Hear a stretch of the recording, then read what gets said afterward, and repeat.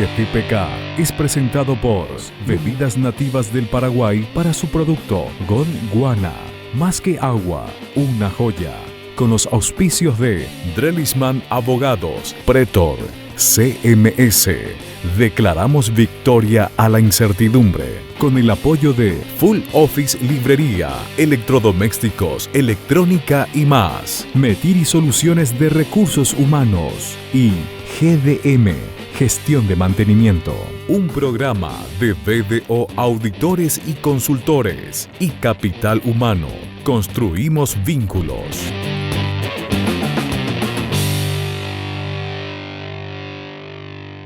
Hoy presentamos Factor de Liquidez. ¿Qué tal amigos? ¿Cómo están? Bienvenidos a YTPK. En este capítulo vamos a desarrollar un tema muy importante, principalmente para un sector de nuestra economía que se ve severamente afectado por estos tiempos de pandemia de COVID-19. La ley de factoraje. ¿De qué se trata esto? ¿Por qué decimos que puede ser una herramienta útil para este sector de la economía? Y vamos a desarrollar este tema con dos especialistas, la doctora Verónica Drelichman de Drelichman Abogados y Marcelo Duarte del mismo estudio jurídico. Y por supuesto me acompaña Sebastián Cacasu, coach ejecutivo, miembro del staff de YTPK. Doctora, empiezo con usted para que nos pueda decir de qué se trata esto. Si bien ya hablamos en algún momento en un capítulo anterior, ahora enfatizamos este tema que decía al inicio puede ser de suma utilidad para las pequeñas y medianas empresas. Buenas tardes. Buenas tardes, Roberto. Un gusto estar de nuevo aquí en YTPK con ustedes. Y creemos que esta vez con un tema que es de suma utilidad y muy actual también. Como vos dijiste, ya lo habíamos tocado como una primicia y ahora queremos ahondar más porque vemos también que la oportunidad lo amerita, ¿verdad? Y es hablar de esta ley 6.542 y la ley del factoraje, que tiene dos aristas principales. Por un lado sería la factura cambiaria, con lo cual esta ley le otorga una fuerza ejecutiva a la factura de crédito, que hasta ahora no lo tenía en nuestro Código Civil. Ya lo equipara a un título de crédito, con lo cual puede ser transmisible por el endoso, y ya vamos a ahondar seguramente más sobre esta figura. Y también esta ley 6.542 habla del contrato de factoraje y todos los requisitos que eso implica, ¿verdad? Para poder hacer también efectivo un crédito que tenga un prestador de servicios o aquella persona que posea un contrato a plazo con un cliente. Muy bien, doctora, enseguida vamos a entrar en detalles con respecto a eso, por supuesto. ¿Qué tal, Marcelo? ¿Cómo estás? Buenas tardes. Hola, Roberto. Un placer siempre compartir con ustedes en esta oportunidad para hablar un poquito de una figura jurídica que recientemente se promulgó una ley, ¿verdad?, que establece el factoraje, ¿verdad? Ya una figura largamente acariciada también, o deseada más bien por todo el sector, ¿verdad? Y creo que, bueno, en un momento oportuno, porque la verdad que el sector más afectado de toda esta pandemia fue el sector PYME, y creo que está direccionado en un plan financiero más bien a ese sector, ¿verdad? Y creo que, como decía, es oportuno porque ofrece alternativas financieras muy útiles, ¿verdad? Excelente. Sebas, y vos que estás en contacto permanente con líderes de organizaciones, ya sean estas pequeñas o grandes, sabrás que todas están buscando mayores herramientas para mejorar su producción, sus ingresos, y por supuesto todos quieren tener liquidez en este tiempo. Sí, totalmente, y muchos, o una ley como muy esperada, ¿no? Que salga, pero obviamente siempre están como las dudas, las preguntas, y es una bendición que hoy podemos contar con los doctores que nos van a aclarar muchos temas de estos, pero justamente las preguntas son, o tienen mucho que ver con cuáles son los requisitos para poder acceder y cuáles son los beneficios de esta ley, ¿no? Si nos pudieran como dar un pantallazo de eso sería muy útil. Sí, cómo no. Yo creo que estaría bueno primero andar por los beneficios, así explicamos cuál es realmente el objetivo de la ley y aguardamos, lógicamente, su reglamentación, que como lo dice la ley misma, tiene que ser dentro de los 6 meses de promulgada esta ley. La ley fue promulgada ahora el 16 de junio, Así que esperamos que para fin de año ya esté la reglamentación y podamos el año que viene iniciar ya con la utilización de los beneficios que otorgan esta ley. Bueno, como estuvimos hablando, en otra ocasión, los principales beneficios, sobre todo para el área de MIPYMES, pequeñas y medianas empresas, y por qué no, también aquellas grandes empresas podrían también beneficiarse con estos nuevos requisitos que establece la ley, ¿verdad? Lo principal, Sebastián, como preguntaste, sería una liquidez inmediata, ¿verdad? Con lo cual la persona no tendría por qué esperar el vencimiento de la factura o el vencimiento de su contrato para poder hacer efectivo una suma de dinero. También esta ley otorga el beneficio en el contrato de factoraje de trasladar la propiedad de este crédito, con lo cual el cedente, digamos, adquiere también la titularidad de la cobranza. Se puede hacer también de esa medida para poder trasladar inclusive también la gestión de cobro de una cartera o inclusive de un servicio que uno está prestando, ¿verdad?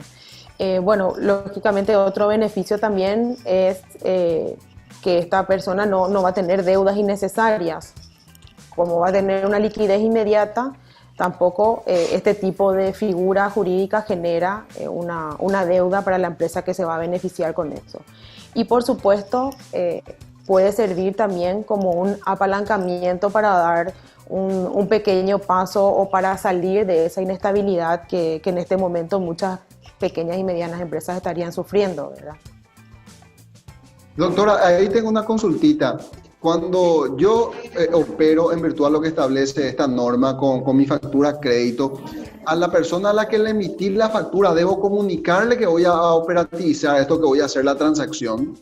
Sí, es así, Roberto. La ley establece la obligatoriedad de notificar al deudor, porque lógicamente la persona tiene que saber a quién tiene que ir a pagar, ¿verdad? También dentro de la ley misma se establece que la SED deberá reglamentar cómo será el formato y la formalidad de esta factura para que pueda entrar dentro de los beneficios del factoraje. Entendemos que cada vez más hay empresas o prestadores de servicios que usan la factura digital también, la factura electrónica, con lo cual se va a dinamizar mucho más el proceso y al la ley abrir la posibilidad de comunicar al deudor por cualquier medio, entendemos que también se validará con la reglamentación la comunicación a través de los medios electrónicos, que es necesario en este caso de la factura porque la ley establece que el deudor, primero, al emitir la factura, el deudor debe aceptar ese crédito. Al aceptar ese crédito, la ley establece que el deudor se queda con la copia de la factura y el acreedor conserva el original. Con lo cual, si yo deseo, acreedor, transferir o transmitir, digamos, esta factura, lo puedo hacer por un endoso. Marcelo, me decías antes de empezar la grabación que deberíamos mirarlo esto desde el punto de vista financiero. ¿Y a qué te referías, Marcelo?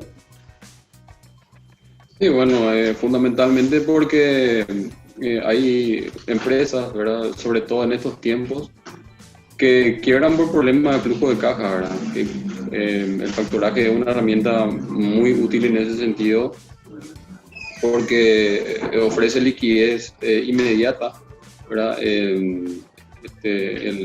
La operación de factoraje permite que en esos fondos, ¿verdad? o esos importes a cobrar ingresen de manera más rápida al flujo de caja, ¿verdad? Y operar con esos fondos de manera inmediata también, ¿verdad? Por dar un ejemplo, si hay una venta de $10,000 y el pago se va a efectuar a los 60 días recién, ¿verdad? Con la operación de factoraje se puede, por ejemplo, adelantar, ¿verdad? Negociar esa factura y permitir que ese importe ingrese antes del plazo, ¿verdad? Después el cesionario o el factor va a tener el derecho a exigir al deudor, ¿verdad? Entonces, sin duda es una herramienta muy importante, como decía al principio, sobre todo para el sector pymes, ¿verdad? Que es la que más afectada se vio por toda esta situación. Y decía también que llegó en un momento oportuno por la cuestión financiera y también por una cuestión jurídica, porque debemos recordar que nosotros anteriormente no teníamos una ley de factoraje y en el ambiente procesal se nos complicaba un poco a nosotros los abogados al tratar de definir la figura y lo que mayormente nos obligaba a hacer juicios ordinarios para buscar el recupero del crédito, ¿verdad? Entonces, con la ley de factoraje se reconoce a la factura cambiaria como un título ejecutivo. Lo que anteriormente era apoyado y más bien definido por una cuestión jurisprudencial, hoy ya está estrictamente definido en la ley, estableciendo a la factura cambiaria como un título ejecutivo. Yo creo que esos son los aspectos más importantes que yo puedo resaltar de esta nueva ley, ¿verdad? El financiero y también desde el punto de vista jurídico, específicamente en la parte procesal. Sebas. Sí, yo justamente una gran enseñanza que tuve cuando estudiaba en la universidad era la diferencia entre finanzas y economía, ¿no? Y podemos tener empresas que económicamente están muy bien, pero su flujo de caja y sus finanzas no están tan bien y requieren esta liquidez para poder pagarle a sus empleados, para seguir comprando materia prima, para poder llevar el día a día, ¿no? Y en estos momentos estamos viviendo donde pareciera que la liquidez no está en el mercado.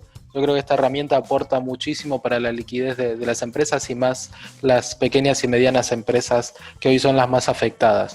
Pero la liquidez tiene un costo, evidentemente, ¿no? Que tiene que ver con si salgo a pedir un préstamo para cubrir el bache que tengo a un banco, una cooperativa, una financiera, o si decido aplicar la ley de factoraje y cambiar el documento por dinero, por liquidez. Si bien no está reglamentada la ley, pero ¿hay un mínimo o un máximo de lo que se podría cobrar por esto, por el cambio de la factura por la liquidez? Esta ley regula, como explicamos, dos tipos de operaciones: el contrato de factoraje y la factura cambiaria. Con el contrato de factoraje debe reglamentarlo el Banco Central del Paraguay, que también se va a crear un sistema de operaciones que sería como una plataforma donde las personas que quieran hacer efectivo un crédito a través de un contrato, ¿verdad? Que lo tengan a través de un contrato, van a poder ofrecer en esta plataforma y van a ver otra gente que va a ver cómo se hace una licitación, digamos, va a estar eso a disposición pública y otra gente va a poder ofrecer adquirir ese crédito. Ahora, yendo al costo concretamente, como vos preguntaste, Sebastián, lógicamente está también planteado la posibilidad de cobrar una comisión por esa gestión si es que yo no te transfiero la titularidad de ese crédito, o también te puedo transferir de manera total o parcial. Está estipulado que se puede hacer también de esa manera. En cambio, con el tema de la factura, al yo transferir la factura que tengo por un endoso, el adquirente, digamos, de esa factura ya se hace responsable del cobro del crédito, ¿verdad? Todo lo que ello implica. De luego, al ser una figura jurídica atada a una comisión dentro de la operación, de luego que cabría ver un poco las conveniencias, ¿verdad? Y hablando de conveniencias, tenemos que dirigirnos directamente a los porcentajes, ¿verdad? Porque puede ser que una operación de venta tenga una expectativa de un 5%, ¿verdad? Y si la comisión fijada por el Banco Central, que aún no está reglamentada, como bien lo explicaba la doctora, fija una tasa superior al 5%, se fija una tasa, por ejemplo, del 7%, entonces podemos decir que no es conveniente hacer el factoraje en ese caso, ¿verdad? Porque por cada factura que estás haciendo operación de factoraje, estás perdiendo, ¿verdad? Porque tu margen de ganancia es menor, ¿verdad? Entonces, siempre hay que buscar conveniencias, ¿verdad? Pero sin duda el factoraje tiene un dinamismo propio, digamos, que hace de que los fondos sean provisionados de una manera más rápida, ¿verdad? Que la concesión de crédito tiene su trámite, su burocracia, también hay que presentar documentaciones y cosas así. Sin embargo, el factoraje es algo más dinámico, ¿verdad? Pero desde luego que corresponde también realizar el análisis desde el punto de vista de la conveniencia, ¿verdad? Sí, doctora, y te decía, ¿cómo hacemos Quizá nos estamos adelantando un poquito, pero son preguntas que la gente también las quiere responder o quiere saber.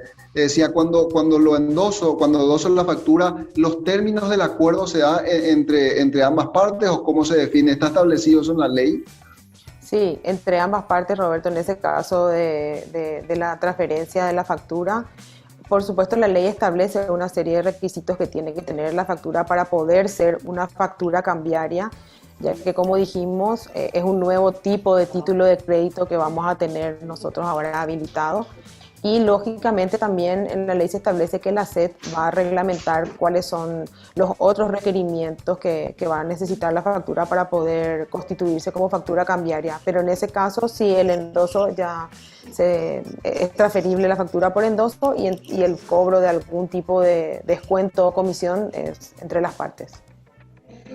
Perfecto. Solo para agregar un poco al punto. La ley contempla de que el endoso puede ser con o sin recurso, ¿verdad? Eso quiere decir de que el cesionario o factor, cuando es con recurso, puede reclamarle el crédito al deudor, ¿verdad? A quien fue emitida la factura, ¿verdad? Y si no consigue el cobro con el deudor, lo puede hacer también al cedente. Ese es el caso con recurso. Y sin recurso, el cesionario o el factor solamente va a poder reclamarle la deuda al deudor, ¿verdad? O sea, existen esas dos modalidades dentro de lo contemplado en la ley. Perfecto, Sebas, Verónica y Marcelo. Quiero hacer la primera pausa de YetiPK y si les parece, al volver me gustaría entender también cuál es el rol que cumplirán ustedes, los estudios jurídicos, para las empresas que quieran acogerse a esta norma, si es que qué tipo de asesoramiento ustedes brindarán, de hecho que ya lo vienen haciendo, pero cómo se articula el rol que ustedes desempeñan como soporte para las operaciones en las empresas y el elemento constitutivo hoy de esta ley que decíamos es de mucha importancia para la operatividad de las empresas. Pero de eso estaremos hablando enseguida al regresar de la pausa.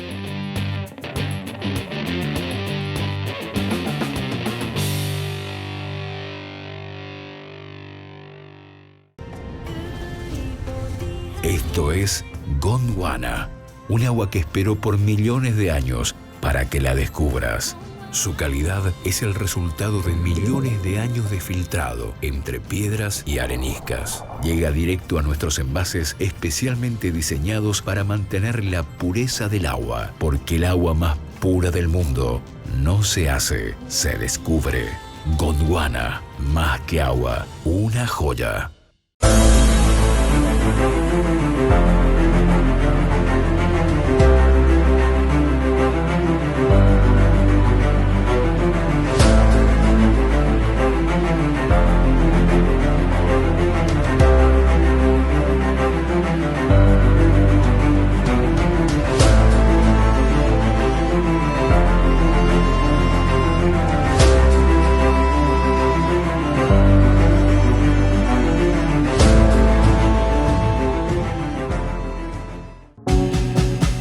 El liderazgo se pone a prueba en tiempos de crisis y la firma Capital Humano preparó un programa de formación online para que los líderes empresariales enfrenten con éxito los nuevos desafíos en logro de metas y seguimiento, manejo del estrés y gestión de las emociones, comunicación asertiva, manejo de crisis y negociación y coaching ejecutivo para sostener e impulsar el liderazgo. Más información en capitalhumano.com.pi. Capital Humano, construimos vínculos.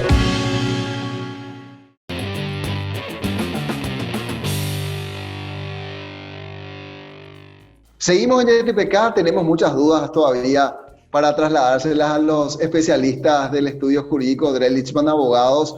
Y antes de darle continuidad a la pregunta que yo hacía antes de la pausa, vale al juego de palabras, Sea, vos tenías una inquietud para trasladarle a los abogados. Sí, justamente quería saber cuál es la diferencia entre lo que conocemos normalmente como descuento de cheques, ¿no? Alguien que me da un cheque, por ejemplo, a 90 días y que yo ese cheque lo puedo vender a alguien que lo quiera, obviamente descontando el porcentaje de lo que va a cobrar, y yo me hago hoy del efectivo, ¿sí? Y esa persona se queda con el instrumento. ¿Cuál es la diferencia entre el descuento de cheques y el factoraje? La operativa es bastante parecida, Sebastián, en ambos casos, ¿verdad? Porque digamos que lo que tienen en común es en la operación de factoraje y en la operación de descuento de cheque es que el factor, en el caso de las facturas, adelanta una suma de dinero sobre un título de valor a cobrar con posterioridad, ¿verdad? A cambio de una comisión. Y lo mismo ocurre con el cheque, ¿verdad? Que se percibe ya antes, ¿verdad? Sobre todo en el cheque con vencimiento a plazo, ¿verdad? Se recibe ya también el importe del cheque, ¿verdad? A cambio de una comisión, ¿verdad? O sea, en ese sentido son figuras similares. Solo que la factura o el factoraje o la factura cambiaria es toda una novedad para nosotros, ¿verdad? La cuestión del cheque estaba ya regulado hace bastante tiempo en nuestro país. Y la factura cambiaria regionalmente ya se viene aplicando en varios países, ya hace 5, 7 años en otros, ¿verdad? Y bueno, es toda una novedad que permite dar otra alternativa, ¿verdad? Entre comillas también de operación de descuento, ¿verdad? Y ahí yo quería preguntarles también a ustedes que me imagino están en conocimiento pleno de legislaciones comparadas. ¿Qué resultados tiene esto en su aplicación en países de la región, en otros países donde sí ya se tiene el instrumento aplicado? Y vemos que es una herramienta fabulosa para las empresas, Roberto.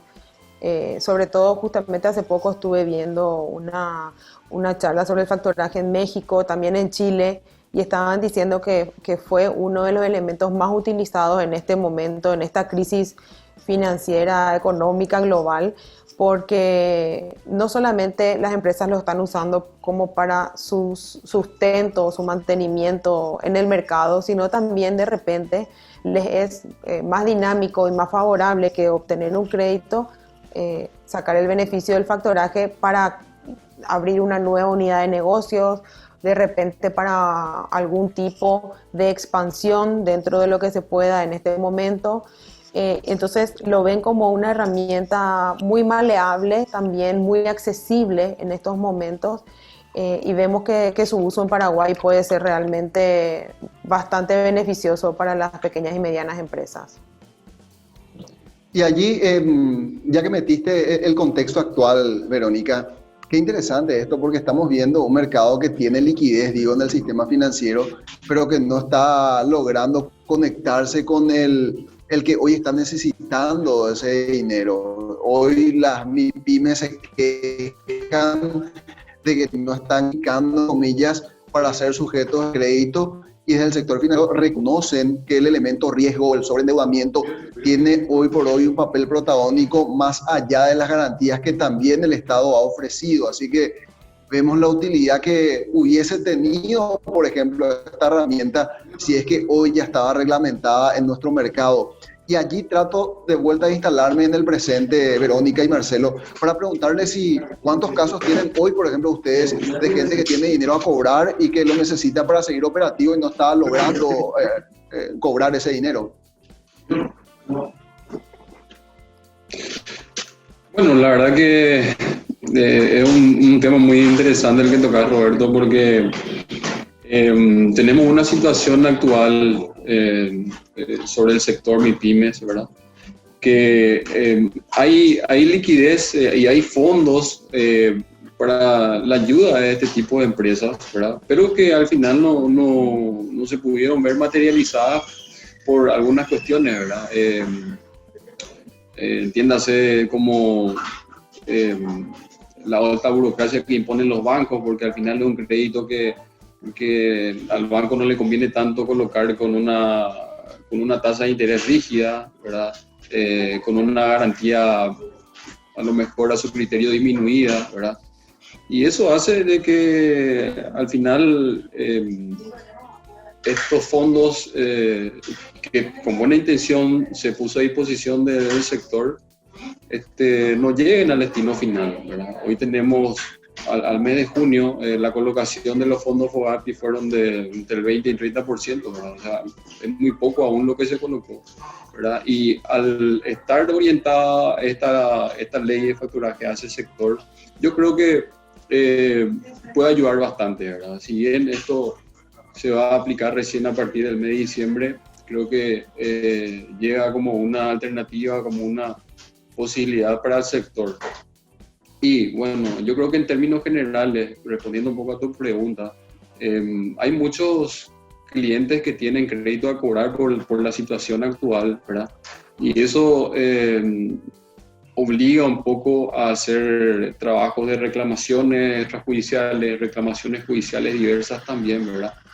Y bueno, lastimosamente es así para los casos en que aquellos casos de personas jurídicas o físicas que se vieron imposibilitados de cumplir con sus obligaciones, ¿verdad?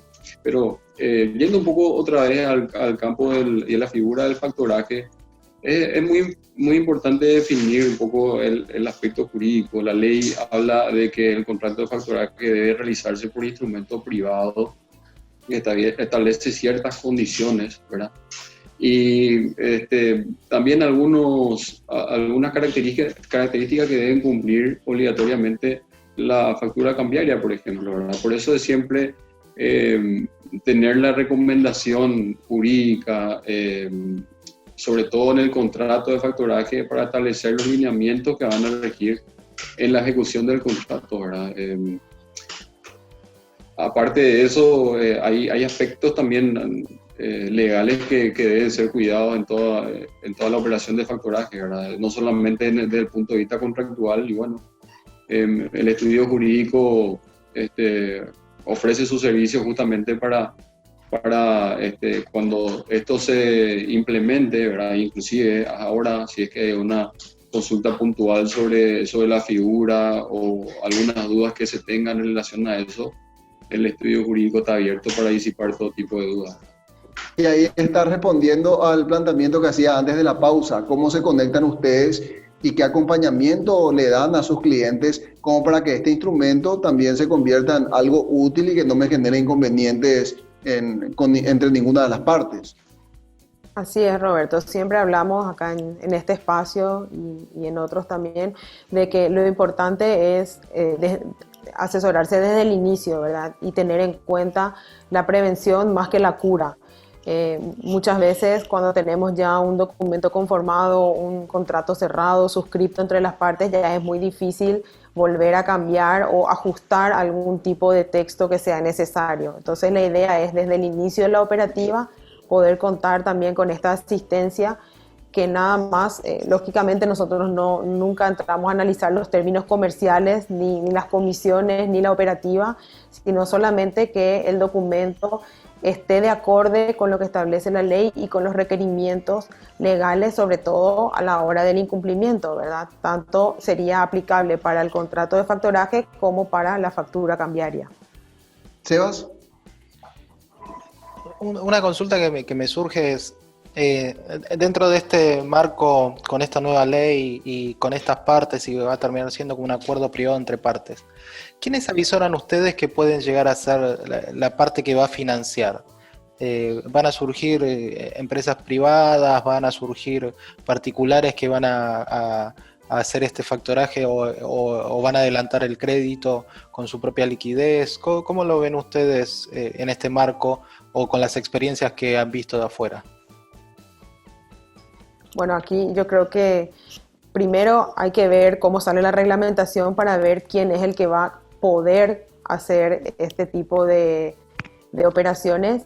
Y bueno, y después de ese análisis habría que ver quién es el que va a querer y el que va a tener la capacidad para poder hacerla, ¿verdad? Porque como vos estás mencionando, es necesario tener un capital y poner ese capital a riesgo, porque realmente el que va a correr con el riesgo de la cobranza sería la persona adquirente de este crédito o de esta factura, ¿verdad?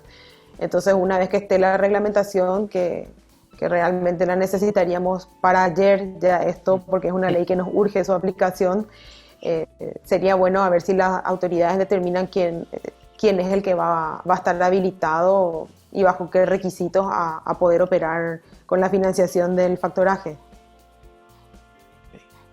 Yo creo que hay posibilidades de incorporar el nuevo servicio a algunas empresas que ya ofrecen servicios financieros, por ejemplo, ¿verdad? Que de repente podrían ocupar también esta figura jurídica. Y por supuesto que también la creación de nuevas empresas que se dediquen exclusivamente al factoraje, ¿verdad? Ya dependiendo de eso de ese objeto social, el capital a poner a disposición que será dispuesto a favor de la empresa, digo. Y bueno, pero yo creo que podrían ser ambas cuestiones, ¿verdad? Creación de nuevas empresas y incorporación de esta figura a empresas ya existentes en el mercado, ¿verdad? Interesante, porque puede surgir ahí una nueva línea de productos, por ejemplo, como bien decís, Marcelo, en el sector financiero mismo, ¿verdad?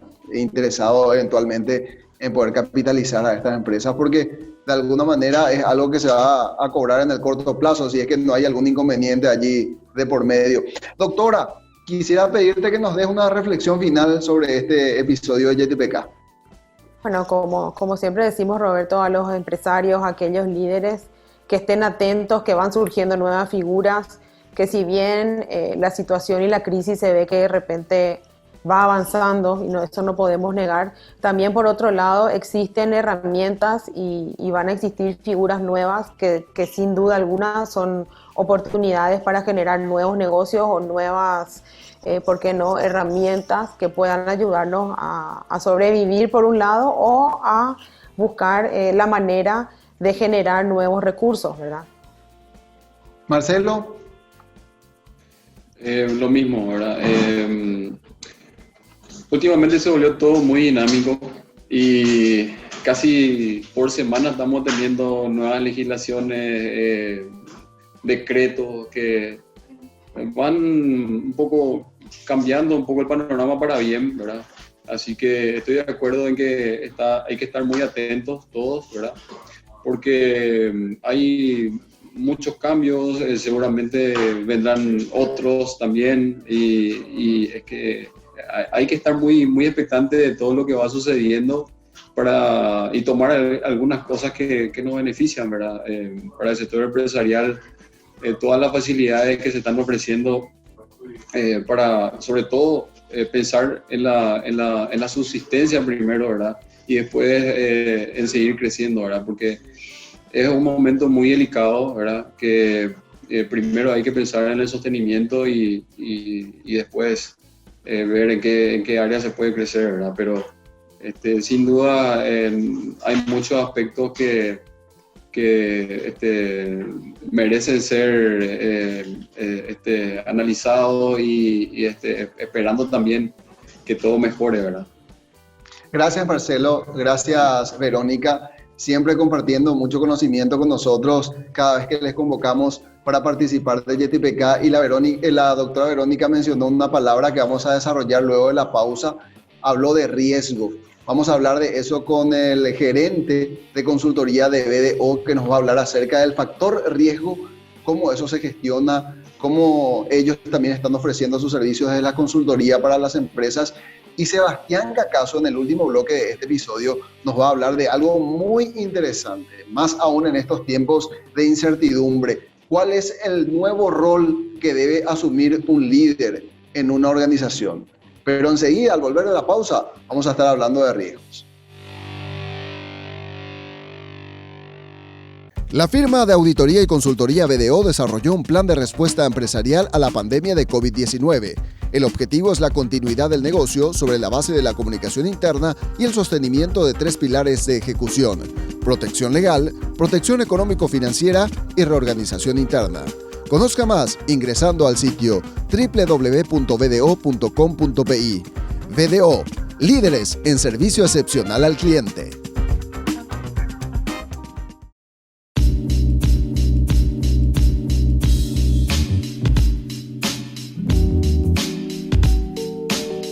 Seguimos en YTPK y decíamos antes de la pausa que en este bloque hablaríamos de riesgos. Mucho hemos hablado a lo largo de nuestros capítulos de procesos y está esto también siempre vigente en el cronograma de actividades o en el mapa de actividades de las empresas, el riesgo. Y Eduardo Amuy, que es gerente de consultoría de la firma BDO, nos va a explicar de qué se trata gestionar riesgos. Eduardo, ¿cómo estás? ¿Qué tal, Roberto? ¿Cómo estás? Sebas, gusto como siempre, un placer estar aquí en el programa. Realmente riesgo es toda una cultura, toda una materia, como se dice, ¿verdad? En otros países, como estábamos hablando hace rato, es una cultura que a nosotros todavía nos cuesta manejar. Siempre con el licenciado Toledo tocamos el tema de procesos, de organizaciones, de tipos de empresas, chicas, medianas, grandes, donde justamente el tema de trabajar por proceso, trabajar por resultados, siempre es toda una incógnita aplicarlo, ¿verdad? Entonces, procesos, riesgos van de la mano y lo que queremos justamente enfatizar acá ahora es justamente cómo poder administrarlo, cómo poder medirlo y cómo poder trabajarlo, ¿verdad? Porque la importancia de administrar los riesgos justamente no es conocerlos, sino también poder mitigarlos. Porque con esa mitigación, con esa disminución, lo que logramos es que los objetivos que una empresa tenga se puedan cumplir, ¿verdad? Porque si justamente un riesgo se presenta, ejemplo claro, la situación que estamos pasando, que es justamente el tema de la pandemia actual, donde estoy seguro, y bueno, hasta ahora, en todo este tiempo que pasó, ninguna empresa, ninguna institución estaba preparada para esto.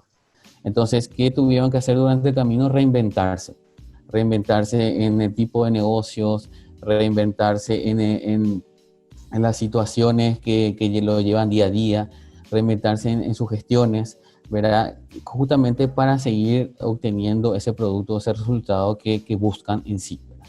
Entonces, Eduardo, sí. Perdón que te interrumpa, pero quizá el ejemplo de la pandemia es un ejemplo catastrófico, ¿verdad? Y nadie probablemente pudo anticiparse. Pero en un escenario más normal, ¿cuáles son los factores de riesgo que a veces no los llevamos en cuenta, Eduardo? Bueno, realmente hay muchísimos, desde lo más mínimo hasta algo catastrófico como lo mencionaste recién, ¿verdad? Pero mínimo de repente, qué sé yo, te quedaste sin internet, ¿verdad? ¿Cuánto te afecta eso? ¿Verdad? Mínimo, se va la luz en tu negocio, en tu casa, en donde estés. ¿Cuánto te afecta eso? ¿Verdad? Que pues de repente vos estás con una entrega de informe o haciendo una entrevista. Ahora, por ejemplo, se va la luz, se va el internet, ¿qué hacemos nosotros? ¿Verdad? Entonces, ¿cómo medimos eso? ¿Qué consecuencias tiene? ¿Cuántos recursos implica el tema de volver a grabar, por ejemplo, en nuestro caso? ¿Verdad? Entonces, son de repente situaciones que difieren mucho de empresa a empresa, pero generalmente lo que pasa es que ya le es común, ya le es cotidiano, una sección donde de repente esa cotidianeidad ya se hace regla. Y es esa cultura lo que tenemos que vencer, justamente poder administrar estos riesgos, ¿verdad? Entonces, hablamos de algo catastrófico como el tema de la pandemia. Entonces, volver a algo más simple como, por ejemplo, estás trabajando, presentando un informe, preparando un escrito, preparando algo para tu jefe, ¿verdad? Y se va la luz, se va tu internet, y bueno, ¿cómo avanzas? Y tu jefe te pedía que hoy a las 5 de la tarde o mañana a 8 de la mañana ese informe esté en su mesa. O de repente vamos a algo más, las mismas, por ejemplo, una pizzería, que tenga un horno eléctrico y se va la luz. ¿Cómo hacen sus pizzas? ¿Cómo hacen entregas? ¿Cómo queda la satisfacción del cliente cuando dice, ok, yo llamo a pedir una pizza y no me pueden entregar en tiempo y forma? ¿Verdad? Son cosas que de repente, como dije hace rato, ¿verdad? Parece que tan común que lo vivimos día a día, pero realmente eso poder administrarlo sería excelente, ¿verdad? Ok, diciendo, ¿cómo lo administramos? ¿O cómo lo mitigamos? Se va la luz, 1 o 2 veces a la semana, sí o sí se va la luz, 2 o 3 horas. Eso me afecta 2 o 3 horas de producción. ¿Cuánto me cuesta eso? Que antes siempre eso nunca se mide. Entonces, midiendo eso, estableciendo un costo sobre eso, ese costo de riesgo que tenemos, esa mitigación, ¿cómo lo podemos afrontar? Realmente ese costo-beneficio podría ser comprar un generador, podría solucionar de esa forma, con eso mitigo ese riesgo y puedo el costo o la inversión que sería ese generador lo puedo trasladar de repente a todo ese costo que de repente yo dejo de producir cuando ese riesgo se me presenta. Qué Entonces, va lindo entendiendo, ejemplo, tratar qué de lindo poner ejemplo, así ejemplos Eduardo. como para que vayamos entendiendo, ¿verdad? Y eso en cada uno en su ámbito, en su segmento de mercado de trabajo que de repente lo pueda afectar. Sebas, Y justamente para linkearlo con el tema que estábamos tratando con los doctores en los bloques anteriores, ¿no? También el riesgo de la salud Excelente. financiera de las empresas, ¿no? Porque Exactamente. nadie mide el impacto que puede llegar a tener que ninguno de mis clientes me pague las facturas que tengo, ¿no? Y cuál es el riesgo que lleva eso, y una empresa puede llegar a quebrar incluso por falta de efectivo, ¿no? Porque no le puede pagar a su personal, no puede seguir comprando materia prima, pero esos riesgos rara vez se toman en cuenta, ¿sí? O el tema de cuánto es el costo del dinero que tengo parado, el riesgo de que me roben lo que tengo en la caja fuerte, el riesgo de no asegurar todos los temas que tienen que ver con accidentes laborales. Me imagino que ustedes trabajan mucho en ese análisis y dan sus sugerencias, ¿verdad? Así mismo. Realmente es así, porque justamente el tema de que estaban hablando del tema de la ley de factoraje, así como entiendo, eso es un riesgo, ¿verdad? Para cualquier empresa. Uno vender a 60, 90 días y generar una factura de crédito ya es un riesgo, porque justamente vos dejás de recibir esa liquidez, ese efectivo en tu caja, en tu banco, en tu cuenta de tu banco, como para poder ir generando más recursos, y eso justamente genera más productos que al fin y al cabo te beneficie en relación a facturación, en relación a ingresos, en relación a rentabilidad. Entonces, eso, hacer un riesgo, lo que se establece es un riesgo controlable. Entonces, lo que hay que establecer y medir es realmente qué tan controlable es para tu empresa eso. Uno. Y dos, de repente, la venta de esa factura, vamos a decir, hablando así mal y pronto, ¿cuánto te beneficiaría en relación a acceder a un crédito de una entidad financiera para que justamente vos puedas seguir teniendo esa liquidez y pueda ir rotando justamente todo lo que sea, todos tus recursos, ¿verdad?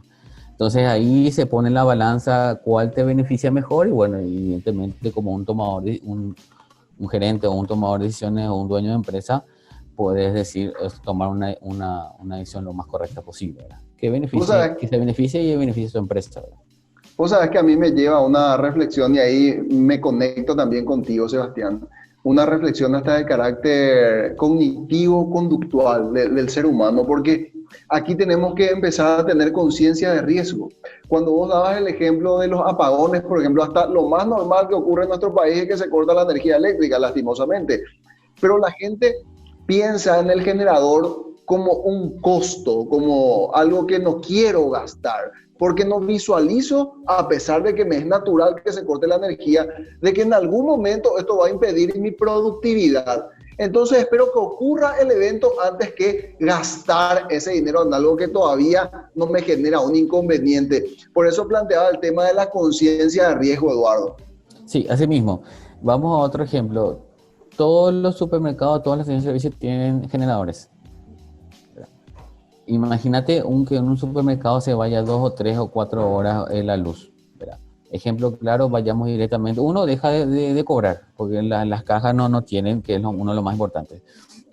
Dos, estamos hablando del tema de productos que pierdan la calidad de frío que de repente algunos productos deban tener. Imagínate ahí que pierdan eso, ¿cuántos productos pueden perderse ahí? Que son capitales para un supermercado. O una estación de servicio. Una estación de servicio que deje de despedir combustible, que es una de las principales cosas que realiza. Imagínate cuánto es el costo que pierda ahí, o sea, cuánto es el ingreso que pierda ahí. Es muchísimo. Entonces, de repente, son justamente verlo como un costo o verlo como una inversión, justamente tratando de mitigar esos riesgos. Y uno administrando esos riesgos, identificando, evaluando correctamente, que sería, ahí teníamos una calificación de un riesgo alto, grave, catastrófico, o un moderado, medio o controlable, porque también hay riesgos controlables.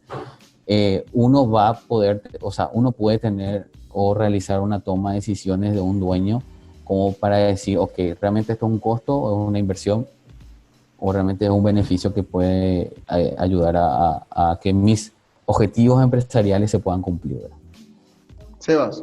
Inmediatamente, una vez hace muchos años que estábamos en una empresa con unos japoneses que habían venido especialmente a hacer consultoría de lo que estamos viendo que es Kaizen. Y el dueño de la empresa le comentaba, ¿no? El japonés le decía, yo no capacito a mi gente porque cada vez que los capacito se van, ¿sí? Y el japonés le dijo, y es mejor capacitarlos y que se vayan y no tenerlos sin capacitar y que se queden, ¿no? Y a veces ese riesgo, ¿sí? No lo mide nadie, pero es un riesgo muy alto de no poder seguir progresando como empresa. Y a veces pues estamos acostumbrados a no tener conciencia de cuáles son los riesgos reales que tenemos en la organización, pero cuando se dan, como este caso de la pandemia, ¿no? Se dio y tenemos que salir a reinventarnos. En cambio, saber cuáles son los riesgos que tengo, poder mitigar lo que puedo, y trabajar para darme cuenta y cómo mitigar estos riesgos hace que mi negocio sea mucho más rentable y no simplemente que sean, bueno, tengo que gastar en un generador, ¿no? Sino que puedo seguir trabajando de una mejor manera frente a todas las potenciales cuestiones que puedan venir, ¿no? Y está la famosa ley de Murphy, ¿no? Si algo malo va a pasar y de la peor manera posible. Siempre conviene estar precavido en ese sentido. Sin dudas. Eduardo, quiero aprovechar estos últimos minutos y pedirte que nos compartas la información acerca de un curso que están organizando ustedes desde BDO, precisamente acerca de riesgo. ¿Cuándo va a ser eso o de qué se trata exactamente? Sí, desde BDO a nivel regional, en conjunto, a nivel regional, ¿verdad? Estamos organizando lo que sería el Risk Manager, ¿verdad? Que es un curso intensivo intensivo con formación sobre gestión de riesgos que tiene una certificación internacional, ¿verdad? Donde en el curso, que son 4 mañanas intensivas, como te dije hace rato, ¿verdad? Puede adquirir la experiencia necesaria para apoyar y liderar una organización y su equipo de identificar, comprender y gestionar con éxito un proceso de gestión de riesgos, ¿verdad? Bajo una normativa internacional que es la ISO 31000 que trata todo lo que sea riesgo, ¿verdad? Ahí justamente el curso de empresa a fines de julio es una semana entera, 4 mañanas. Y al final de la 4ª mañana, vamos a decir, hay un examen donde uno, pasando ese examen, valga la redundancia, puede acceder a una certificación internacional y puede tener toda la experiencia para que eso lo pueda aplicar dentro de su empresa, su organización, o de repente puede vender su servicio como un nuevo consultor de riesgo. Bueno. ¿Dónde uno se inscribe, Eduardo? ¿Cómo hago para anotarme? Pueden escribirnos a comercial@bdo.com.pi, bueno, y a través de ahí nuestros compañeros se estarían comunicando con la persona interesada, le estaríamos dando todos los detalles porque es justamente estas herramientas la situación de la pandemia que estamos viendo a nivel regional nos afecta a todos, entonces gracias a eso el curso se volvió 100% online, o sea, a través de las plataformas de comunicación y también de esa forma se rinde, entonces ahí también nos ahorramos un montón del tema de estar viajando a otro país, el tema de hospedaje, bueno, etcétera, etcétera. Entonces excelente. Nos escriben a ese correo interesados, ¿verdad? Y ahí ya les facilitamos toda la información, los mecanismos necesarios. Perfecto, Eduardo, muchísimas gracias. Así conversábamos con Eduardo Amuy, él es gerente de consultoría de BDO. Y Sebas, quédate conmigo porque al volver de la pausa vamos a hablar del rol del líder en este tiempo de pandemia. ¿Cuál es el nuevo rol? Estén atentos, enseguida regresamos.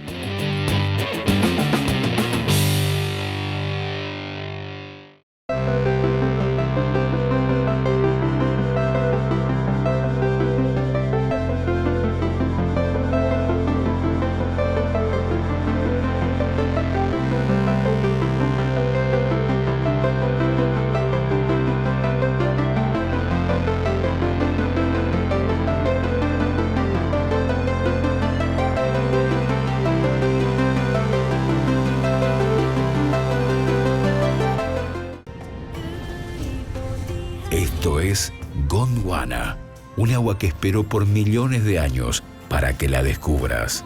Su calidad es el resultado de millones de años de filtrado entre piedras y areniscas. Llega directo a nuestros envases especialmente diseñados para mantener la pureza del agua, porque el agua más pura del mundo no se hace, se descubre.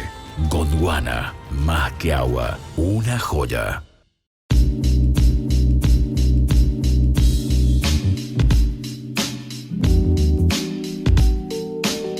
De regreso en ITPK, nuestro último bloque, decíamos antes de la pausa que conversaríamos en este segmento con Sebastián Cacasu acerca del nuevo rol del líder ante esta coyuntura mundial en cada una de las organizaciones.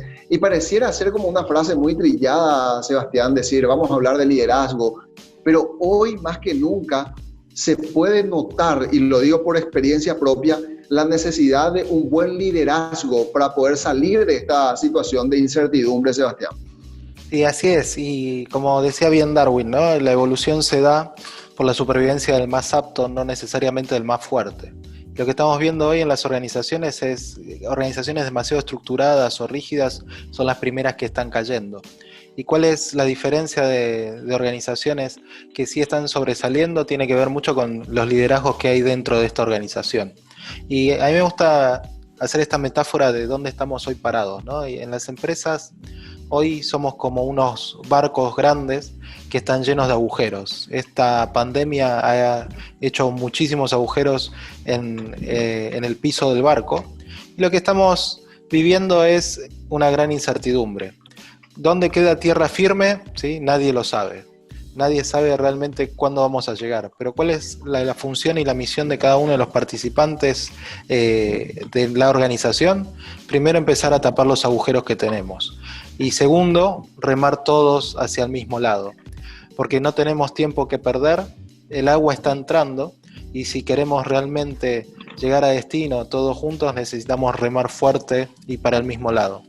Pero ¿qué pasa? Algunas organizaciones han decidido alivianar el peso del barco, ¿sí? Han despedido a algunos integrantes de su organización para ver si esto hacía que entre menos agua. Y también el gran riesgo es que si nos hundimos todos. ¿Sí? Todos los que estamos adentro nos vamos a hundir indefectiblemente si no podemos trabajar el liderazgo para empezar a remar hacia el mismo lado. Sí, ¿y cómo trabajamos eso o cómo se debería trabajar eso, Sebastián? Mira, hoy se han roto varios mitos, ¿no? Por ejemplo, que el teletrabajo era algo que no se iba a poder implementar, ¿sí? Todos han implementado teletrabajo de una manera muy acelerada, incluso en las peores condiciones posibles. ¿Por qué? Porque si alguien quería hacer un teletrabajo soñado, evidentemente no era con los chicos que no fueran al colegio, seguía estando dentro de la misma casa y conviviendo todos juntos tanto tiempo, encerrados muchísimo tiempo. Pero hoy se ha demostrado, y hay una encuesta mundial que lanzó la empresa Big Bienestar, que trabajaron con 300 líderes de distintas organizaciones, y lo que han encontrado es que la gente ha ganado en autonomía. ¿Sí? Hoy siente que es más autónomo en el trabajo que hace, pero también ha perdido cercanía con sus líderes. Los líderes hoy están más lejos. ¿Por qué? Porque no se comparte en el trabajo, en la oficina, la charla informal, la charla acerca de cómo está tu familia, algún evento que nos haya pasado. La relación se vio muy disminuida en ese sentido. Y antes de la pandemia se hablaba de un liderazgo que tenía que ser firme con los resultados, ¿sí? pero hasta hablando con las personas, ¿no? Y hoy, en cambio, un liderazgo que tiene que dar resultados tiene que ser flexible con el resultado, porque evidentemente los resultados que planificamos el año pasado no se van a dar, así que tenemos que ser muy flexibles con esto y muy cercanos con la gente. ¿Por qué? Porque hay algo que le está pasando a todo el mundo que tiene que ver con una cuestión emocional, de cómo puedo lidiar con mis emociones, la emoción de quizás estar encerrado con mi familia durante mucho tiempo, con los chicos haciendo lío, no cumpliendo con las tareas, no queriendo despertarse para conectarse al Zoom o a la herramienta que sea para asistir a las clases, tener que ayudar y acompañar a tus hijos para que puedan hacer las tareas, y realmente era un escenario donde nadie estaba preparado para eso. Por eso hoy el líder tiene que estar muy cerca de su gente Primero, hacerle la pregunta más básica y elemental, que es ¿cómo estás?, ¿no? Y la respuesta más básica y elemental de todo el mundo es siempre bien, ¿no? Pero realmente ahondar un poco en eso, porque las personas hoy no están bien, y un equipo que realmente no esté bien emocionalmente no va a producir el resultado que tiene que lograr. Y algo que impacta mucho en los resultados del equipo tiene que ver con la confianza entre sus participantes. Si no confiamos en el jefe, no confío en mis compañeros, no confío en cada uno de los miembros del equipo, realmente no hay un resultado que se vaya a lograr. Y muchas veces hablamos, ¿sí?, con empresarios o con líderes que dicen, bueno, mi equipo es como una familia. Y en realidad un equipo hoy, más que una familia, tiene que ser un equipo de alto desempeño, ¿sí? Como un equipo de fútbol, donde están los roles claros, donde cada uno sabe qué es lo que tiene que hacer, sabe cumplir su tarea, y además hay alguien que es el director técnico que va corrigiendo los pequeños errores que se puedan dar, pero también dando mucho soporte para que la persona se sienta acompañada en este proceso. Y un líder tiene que dar ese soporte, dar esa confianza, saber gestionar las emociones de su equipo, saber gestionar las emociones propias, porque evidentemente nadie puede dar lo que no tiene. Y hoy nos encontramos con mucha gente diciendo, bueno, ¿y cómo gestiono el miedo que tengo, la ansiedad que me genera, la presión por no lograr el resultado? Y evidentemente hay muchos líderes que no están preparados para esto, ¿no? Y yo creo que trabajar todo lo que tiene que ver con su propia inteligencia emocional, su propio primero reconocimiento de cuáles son las emociones que tiene, porque evidentemente a veces tenemos un diccionario muy limitado en cómo nos sentimos, ¿no? La gente te puede decir bien, mal y no sale de eso, pero empezar a reconocer esto, generar espacios de conversación donde uno pueda hacer catarsis durante un momento de qué es lo que le está pasando, no solamente en el trabajo, sino también en la casa, y que eso se pueda convertir en una conversación constructiva, ¿no? De cómo empezamos a construir a partir de lo que tenemos ahí. Y allí justamente con eso que acabas de decir, porque me estaba imaginando un escenario de mayor cercanía y quizás establecer un vínculo más fraternal en cuanto a lo emocional, también para mí, Sebastián, acarrea ciertos riesgos que me gustaría que me puedas ayudar a encontrar la respuesta más convincente, porque ¿cómo establezco yo la línea divisoria entre acercarme emocionalmente para conocer cuáles son tus temores o cuál es tu situación, tu estado emocional, y que eso no se confunda con el hecho de que estoy cediendo espacio de poder o que te habilita a eludir la barrera también del respeto en determinadas circunstancias? Yo creo que ahí lo primero que hay que hacer es muy claro, ¿no? Muy claro en cuáles son nuestros roles y no confundir eso. Pues una cosa es la amistad, ¿sí? Y otra cosa es la relación que podamos tener laboral, ¿sí? Entre un líder y su gente. Y yo creo que ahí es donde se tiene que quedar muy claro por definición, pero también ponerlo sobre la mesa, que yo te estoy queriendo ayudar en tus problemas, ¿sí? Porque soy tu líder y necesito que estés bien, ¿sí? Y para que estés bien, ¿sí? Vamos a tener una conversación sobre cómo te sentís. Y en esta conversación, evidentemente, el líder no puede solucionar todos los problemas que le pasa a la persona, y ahí donde las personas se tienen que hacer responsables de solucionarlos, pero sí puede ser una oreja empática, ¿no? Puede tener esta escucha empática para entender qué es lo que le pasa, que haga cierta catarsis, hacerle coaching para que pueda encontrar las soluciones a su problema, pero una vez que esto se logra, ¿sí? Foco en el trabajo, ¿no? Foco en lo que tenemos que hacer y foco en el equipo, porque cuando alguna de las piezas de nuestro equipo está mal, todo el equipo termina viéndose afectado, y ahí es donde todo el equipo también tiene que ser como muy compasivo, ¿no? Entendiendo la compasión como esta empatía, pero en acción, ¿sí? Ser empático con lo que le pasa a fulano o a mengano, pero tampoco es excusa para que todos dejemos de trabajar y lo abracemos durante 8 horas, sino que saber ponernos en el lugar de él, dar lo que hoy se denomina como feed forward, ¿no? Antes hablábamos mucho de feedback, ¿sí? Feedback es una retroalimentación. Feed forward tiene que ver con ciertas sugerencias en el futuro. Así no ponemos tanto foco en lo que hiciste mal, sino cómo lo podés hacer mejor en un futuro cuando se repita esta situación. Muchísimas gracias, Sebastián. Así conversábamos con Sebastián Cacasu, coach ejecutivo y business partner de Capital Humano, acerca del nuevo rol de liderazgo en este tiempo de pandemia de COVID-19. Y a ustedes, muchas gracias por la atención y preferencia. Nos reencontraremos el próximo fin de semana en un nuevo episodio de YTPK. Será hasta entonces.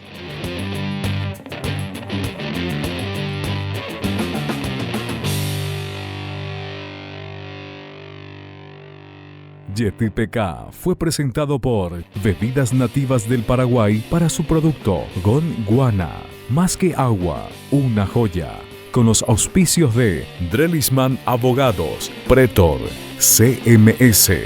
Declaramos victoria a la incertidumbre. Con el apoyo de Full Office Librería, Electrodomésticos, Electrónica y más. Metiri Soluciones de Recursos Humanos y GDM, Gestión de Mantenimiento. Un programa de BDO Auditores y Consultores y Capital Humano.